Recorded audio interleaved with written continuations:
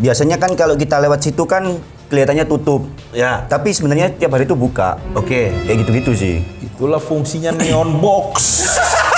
Untuk yang sukses itu memang ada yang kayak memang bisnisnya memang jual makanan enak, beneran enak. Oke. Sama tempatnya memang strategis, Bang. Terus setan di mana? Bentar. Terjadi gitu. Gua tahu. Ya. Ente buka tempat praktek di sebelah. Kalau dibilang nggak message, sini bawa ayam cemani aja bisa.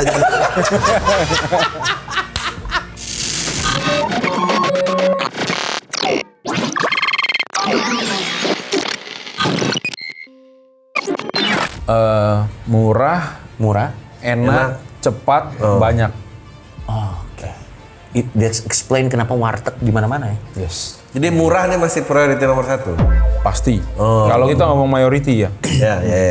mayoritas gitu. Iya, murah, cepet, banyak, enak. Iya. Ya itu nyari sweet spotnya susah. Lo, Lu udah pocong sih.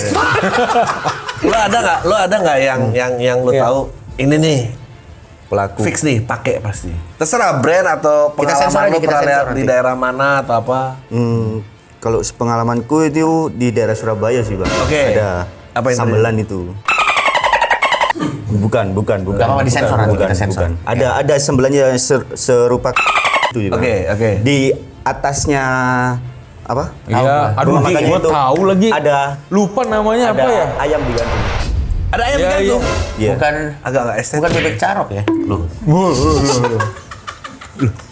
Jadi ayam muslim nih nggak muslim. semua orang tahu lihat ayam datang masuk ada ayam digantung. Lihat. Oke. Pernah datang saat ayamnya nggak digantung sepi apa? Nah, itu aku belum tahu sih, Bang. Cuma aku ngerasanya udah oh ini pakai ini gitu. Oke, sekarang gue balik ke Don Cino. Don, lo kalau misalnya datang ke tempat-tempat yang diduga, kita nggak usah sebut brand ya, kan pasti ada omongan-omongan orang. Ini katanya pakai pesugihan whatever gitu. Restoran gue pribadi gue pakai persugihan. Wah, apa tuh? Pesugihan apa? Republik Seafood, Gudeg Mercon Bupri. Pakai persugihan gue. Lu dituduh atau lu pakai pesugihan? Gue bisa menyatakan gue pakai persugihan. Apa pesugihan? Persugihan online. Next Carlos. Oh, Next Carlos, betul sih. Apapun yang didatengin dia sih pasti betul. Iya. Betul. Kan partner gue tuh dia Next Carlos. Betul. Jadi bisnis gue pakai persugihan online. Ya, dan sebenarnya ya kalau untuk menutup restoran saingan Anda ketimbang Anda, ini menurut saya ya, ketimbang Anda pakai tanah kuburan or whatever gitu, yang which is mungkin berhasil, I don't know. Tapi menurut gue cara yang paling bisa bikin dia tutup hari itu juga adalah Anda bawa lalat. Lalat gitu. Bisa lalat. Terus pesen, taruh aja. Terus langsung viral nih. Wah, parah nih ada lalat nih. Oh kayak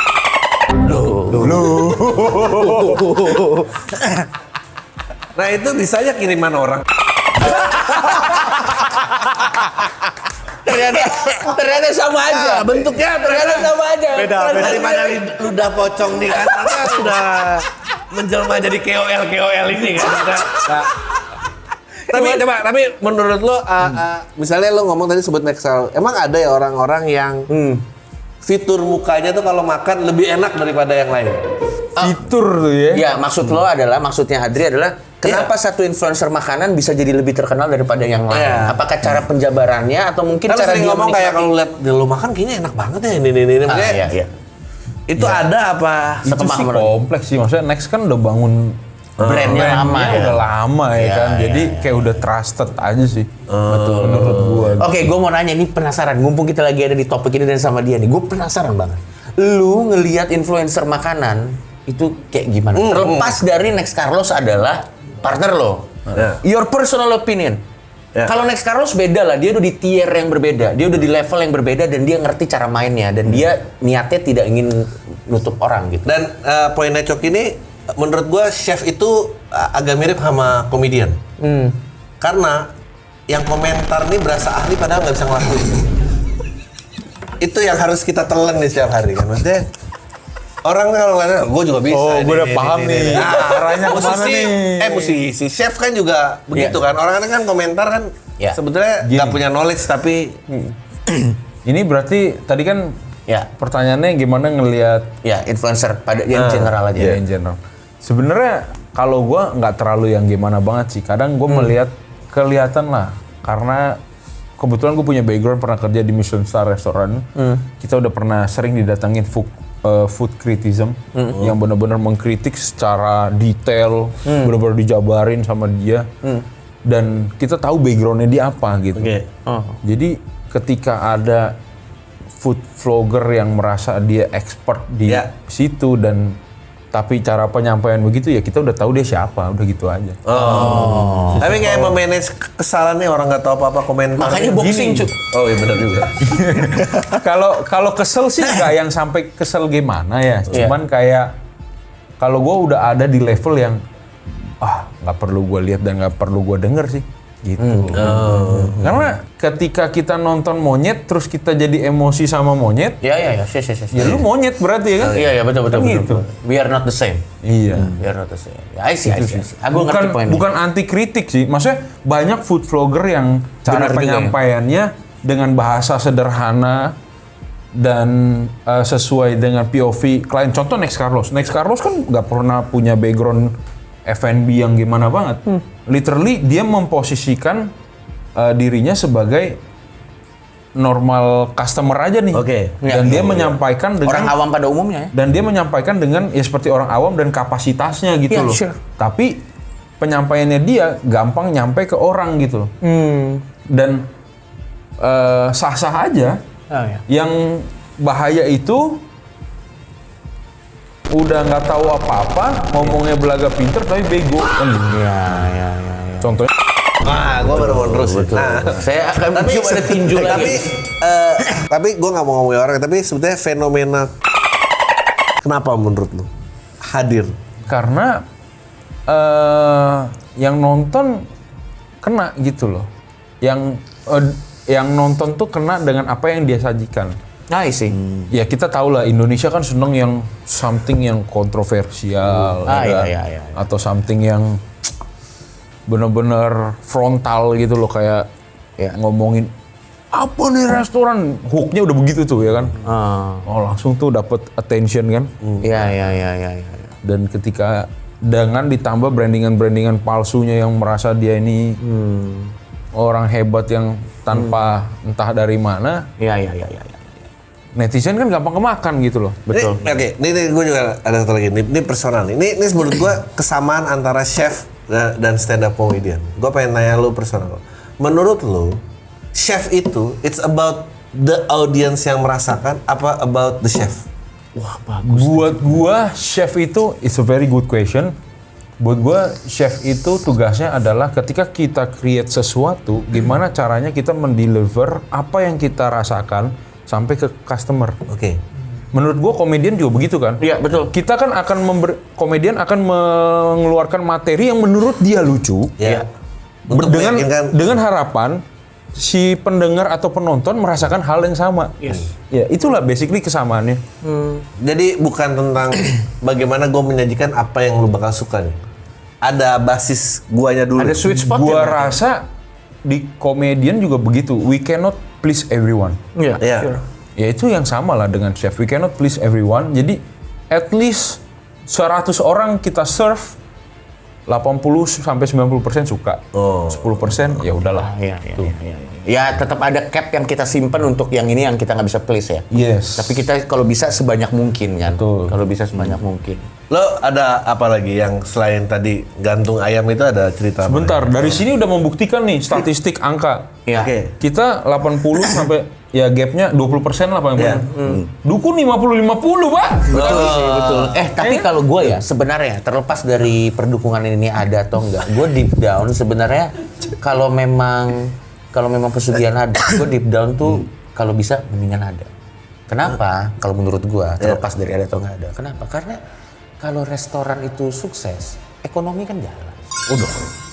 Dan pajak kan juga jadi bisa dibayar. Makanya menurut gua harusnya di Indonesia Masuk akal apa ya? Loh, gua udah masuk akal. Enggak, makanya kalau di Indonesia ada menteri ekonomi, ada menteri pesugihan. Yang jadi kayak pesugihan, kayak misalnya ada OJK-nya. Iya. Tapi gue nggak Tapi rela maksudnya- sih. Gue nggak rela bayar pajak buat gaji dia nih, Menteri Persugihan. Hari ini aja kan keluar Iya. gosip Jokowi meniru Nyi Roro Kidul ini kan. Betul, ada Demi katanya. kesaktiannya ini kan. Betul. Kan penasehat spiritual nih levelnya sampai negara loh, nggak cuma Betul. pesugihan tempat makan Sorry, doang nih. sebelum lo lanjut, gue mau nanya sama lo. Kalau tempat makan lo karena saking lakunya dituduh pesugihan, lo tersinggung atau merasa terpuji? Happy gue. Oh, happy. betul. Happy gua. Oke. Artinya kerja keras kita sukses sampai prasangka buruk sama orang bikin persugihan. Oh, I see. Ketika orang berprasangka buruk persugihan, artinya orang itu punya kesirikan kan? Ya. Ya kan? Karena pada kesirikan, artinya sudah memvalidasi tempat kita sukses. Oke.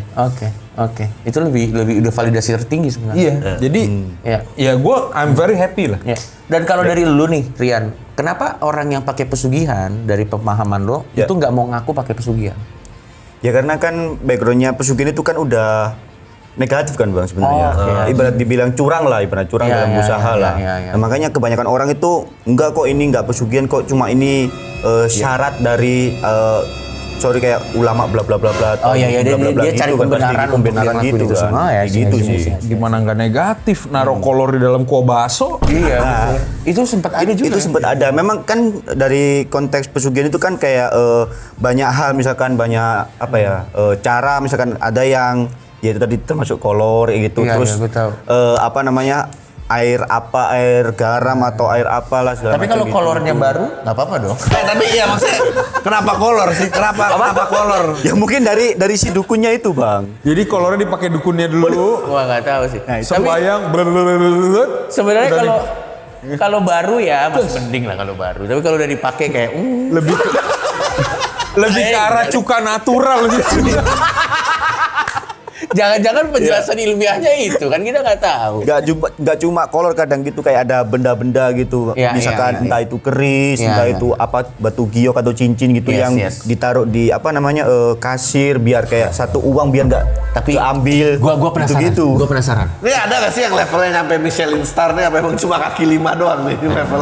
Kalau sepengetahuanku itu ya kaki 5 sih. Oh. Cuma untuk kayak restoran ya mungkin beberapa ada yang melakukan trik kayak gitu, cuma mungkin lebih apa ya, lebih profesional lah caranya gitu. Ini bisa gue konfirmasi sih. Iya. Gue kan ngerjain klien konsultan nih udah lumayan banyak ya. Iya.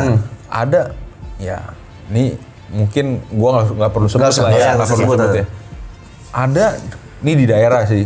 Iya. Waktu kita, kalau biasa kan kita apa ya, seremoninya kan penanaman batu pertama, peletakan Ya. batu pertama. Ya. Nah, waktu peletakan batu pertama itu ada bro, owner tempatnya tuh yang naro Something. benda-benda begitu. Ya, which is besi kuning. Iya, iya, iya. ya, which is, ya sebenarnya Terserah gua juga lo ya. terserah ya kan, Iya, ya iya. tempat-tempat lu ya. Yang penting gua mau fokusnya di kapasitas ranah lo. gua aja Iya, gitu, iya, ranah gua aja. Iya. Itu beneran ada Pak memang. Cuman kan gua nggak bisa. Ya. Jangan tar itu sih. Kembali lagi ke idealis Pak. Kata tadi ada 3 level kan yang Iya, bilang. betul. Selama 3 level itu Iya. bisa dipenuhi kan? Iya, betul. Lu mau taruh apa kayak terserah lu deh. Yang penting gue dibayar dan gue mengerjakan tugas Betul. gue sesuai Betul. kapasitas gue. Betul. Gitu aja. Tapi menurut gue memang ini menarik ya fenomena pesugihan ini ya, karena memang ini terutama di negara-negara timur yang oriental mungkin ini yang kayak gini nih memang jadi culture lah, jadi culture. Anyway, karena ini konsepnya kita adalah konten konspirasi. Ya. Gue mau tanya ke lu as a chef.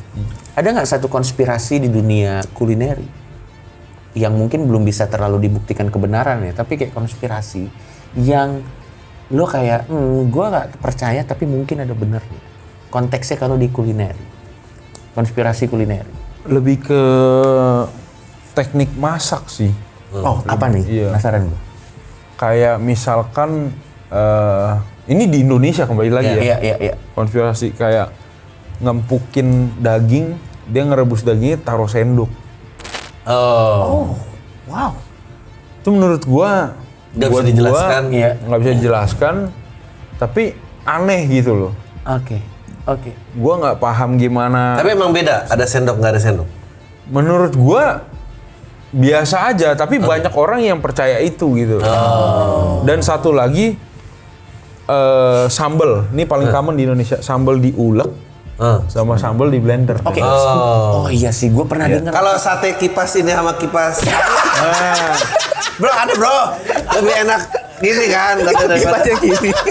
Kan orang selalu apalagi orang-orang tua kita ya, sambal mah enakan diulek lebih sedep, blender mah nggak enak. Ya, katanya gitu. Bener kan? Ya. Nah, itu menurut gua konspirasi sih.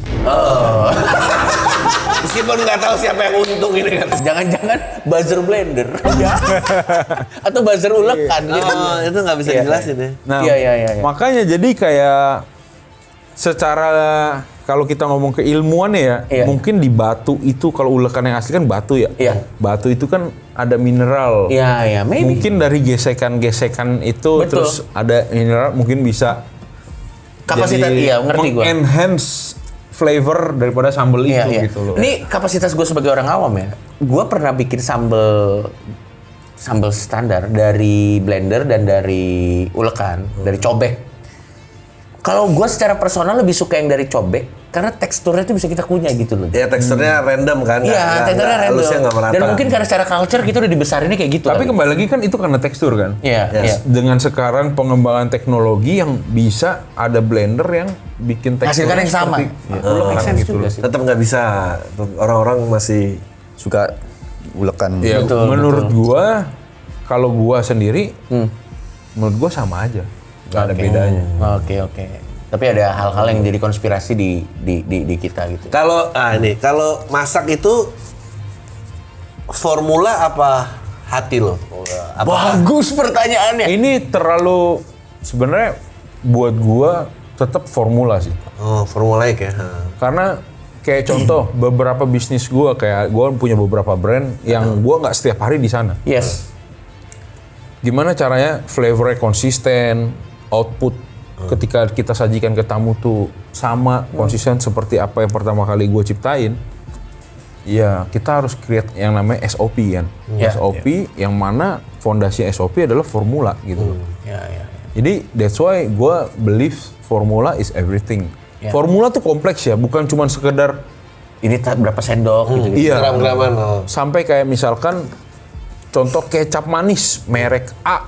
Ya merek A udah jangan sekali-sekali lu substitute Iya. pakai merek B. Karena setiap merek tuh profile rasanya tuh beda-beda. I see. Jadi orang-orang bilang kayak, oh ini agak beda meskipun resep sama, beda tangannya itu.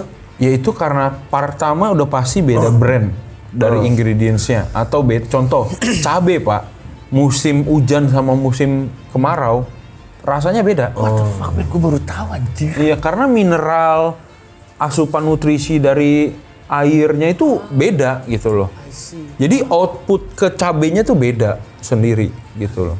Lo tau gak, kalau lo ngejelasinnya kayak gini ya, sekarang akhirnya gue sudah mulai paham kenapa ada makanan-makanan tertentu yang memang harganya tertentu juga. Karena memang dapat ingredients yang dimaksudkan untuk mendeliver rasa tertentu itu juga susah. Man. Yes. Kan kayak lo ke tukang cabai nanya, tolong saya mau cabai yang cuma di musim hujan, ditampol gak sih lo sama cabai aja dia. Tapi, nih gue mau ninggalin si pesugihannya dulu.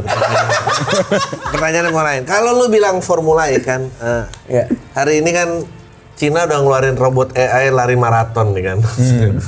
Interesting Apakah question. dengan formula yang sama AI robotik Bisa ini menggantikan chef? Human factor jadi mana? Menurut Di gua- sini lagi pesugihan menang. Menurut gua nggak akan bisa.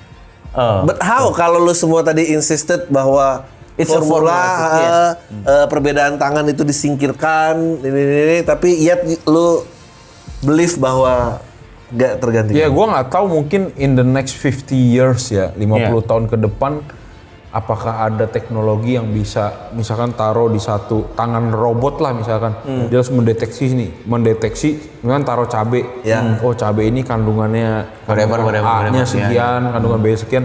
Mungkin itu akan bisa nanti menggantikan, tapi kan tetap perlu orang untuk placing atau mengumpulkan ingredientsnya itu gitu loh. Menurut gua robot AI dan segala macam itu hanya supporting the job lah, Oke. bukan untuk menggantikan the man behind-nya gitu loh. Tapi yang di lock dari human-nya tuh apa sih sebetulnya kalau tadi misalnya Experience-nya kayaknya jadi.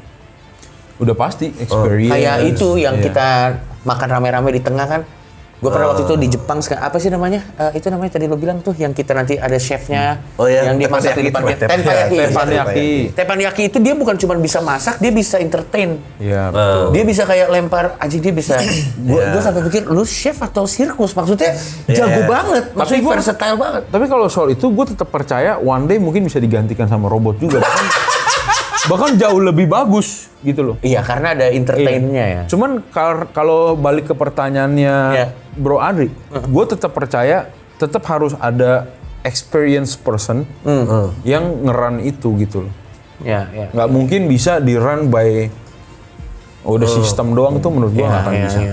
Ya, interesting lah, gokil. Karena jujur kayak sekarang di restoran-restoran gue mulai nginvest alat-alat canggih. Kenapa? Karena ya satu kebutuhan operasional dan kedua untuk konsistensi juga gitu. Makanya sekarang kenapa Cina create robot? Ya itu robot kan bisa kerja 24 jam per 7. Orang lu kerjain 24 jam per 7, komplain bos. Balik lagi ke case-nya Juna. Iya. Iya kan? Betul. Balik lagi ke case-nya Juna gitu loh. Betul, Ya ini sebenarnya adalah salah satu problem solvernya gitu loh. Pakai udah gitu robot kan kita setting lu kerja 18 jam ya 18 jam dia kerja gitu. Nggak ngeluh tuh, gue mau break makan. Udah dia kerja terus gitu. Nggak ada. Ini mungkin akan kontroversial tapi it's okay karena robot kita konteksnya ngomongnya nggak ada cuti hamil.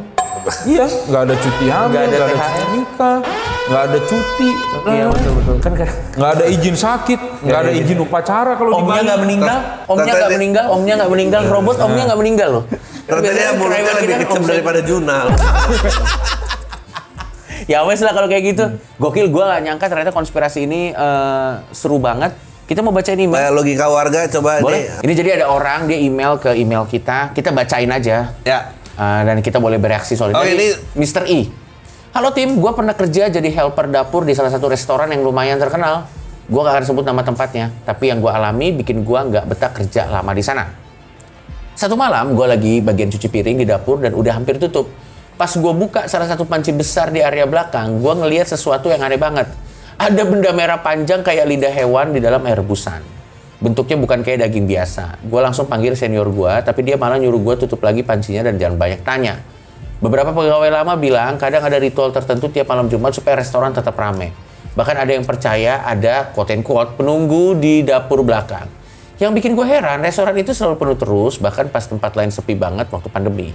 Sampai sekarang gue nggak tahu itu cuma prank, sugesti, atau memang ada sesuatu yang disembunyikan. Coba dari dulu ya. Apa yang berusaha dilakukan? Itu kalau yang dari cerita itu biasanya itu memang ada perjanjian tersebut sebelum menjalankan usaha itu bang. Ditambah lagi biasanya ditaruhlah kayak sosok atau entitas di tempat tersebut untuk mensugesti crowd yang ada di tempat tersebut gitu bang. Makanya ada persyaratan entah itu yang yang kayak benda atau sejenis daging-daging itu yang ditaruh di panci atau segala macam banyak macamnya itu bang. Cara tekniknya gitu. Anda bagaimana? Kalau menurut gua karena memang berarti tempat lokasinya bagus, makanannya enak. Terlalu kompleks, kita harus lihat ke sana ya. Iya, betul. Lokasinya bagus, makanannya enak, harganya bisa diserap sama customer. Ya. Dan that's why itu rame terus gitu loh. Jadi kalau misalkan gini ya, gue kadang ada mikir kayak orang pasang susuk nih ya. Gue belajar dari kisahnya siapa sih, pesulap merah. Gue setuju banget sama ucapan dia. Padahal dia nggak ditaruhin apa-apa, tapi seolah-olah udah dipasangin apa gitu ya kan. Terus dia dibilangin jadi percaya diri, karena kan nggak semua orang punya kepercayaan diri yang sama. Gitu. Ada hipnoterapinya. Iya, jadi kayak cuman buat meyakinkan ini simbolik supaya lu percaya diri. Jadi mau nggak mau dia, wah gue udah pasang ini nih. Jadi gue percaya diri. Nah menurut gue hal-hal yang kayak gitu tuh buat nambahin kepercayaan diri si pengusaha jadi itu dia aja. performnya jadi lebih oke. Karena dan yang agak tricky itu adalah kalau misalnya memang dia secara QC-nya bagus dan di saat yang bersamaan dia juga pesugihan dan ternyata itu sukses, ya dia terserah dia dong mau percaya ini karena apa Iya kan? nggak salah. Nggak salah juga dia mau percaya karena pesugihan atau QC nggak ada yang tahu. Tapi Cuman itu kalau kacamata gue ya lu nambahin cost aja, lu nambahin OPEX aja tiap bulan. Lu nambahin operational expenses aja. betul. Ya ini Oke lah. Ini yang kedua, Yang kedua soalnya udah dibahas. Udah dibahas. Oke, tentang yang ini tadi. mungkin untuk closing gue pengen men-challenge lo ya. misalnya lo melakukan penyuluhan gitu ke nggak tahu lah, misalnya Ke tempat-tempat lah. 5 pengusaha mie ayam Ya. meyakinkan jangan pasang pesugihan. Maksudnya nggak masuk akal itu pasang lidah di panci itu. Coba, maksudnya apakah bisa mengubah keyakinan? Lo pernah nggak berusaha mengubah keyakinan orang yang beliefnya pesugihan dan lo berusaha? Oh. Kalau yang tadi kan agak gini ya, dia nanam batu pakai apa ya, gue terserah lah, Karena gue kan biarin. konteksnya kerja dia. Gue biarin. Tapi ada nggak kepercayaan tuh akhirnya bentur gitu? Iya. Ke orang-orang yang you care about, tapi Atau ini ya, konteksnya atau nggak kerja klien lo gitu. lah, atau Iya. klien lo lah yang akhirnya Gini. mengganggu proses masak itu sendiri. Gini, kalau misalkan dengan dia melakukan itu dan kenyataannya restorannya running well, Ya. Iya. justru gua akan menyarankan Keep doing it. keep doing it. Nggak, tapi kalau ternyata lo tahu ini adalah problemnya nih gitu. Ini naruh lidah di panci ini bikin nggak nggak steril works, nih, maksudnya jadi bikin nggak steril lah. Atau naruh kolor gitu Ya. kan di kuah gitu kan. Meyakinkan itu nggak ini. Kalau itu sih pasti gue yang angkat sih. Gak usah nunggu dia. Iya.